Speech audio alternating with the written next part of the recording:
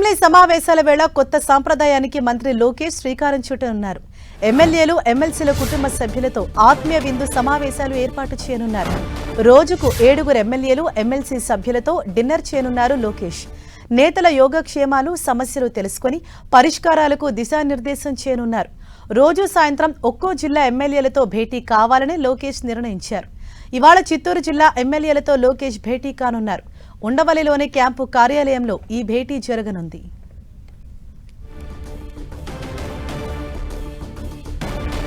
Assembly సమావేశాల వేళ కొత్త సంప్రదాయానికి మంత్రి లోకేష్ శ్రీకారం చుట్టనున్నారు. ఎమ్మెల్యేలు, ఎమ్మెల్సీల కుటుంబ సభ్యులతో ఆత్మీయ విందు సమావేశాలు ఏర్పాటు చేయనున్నారు.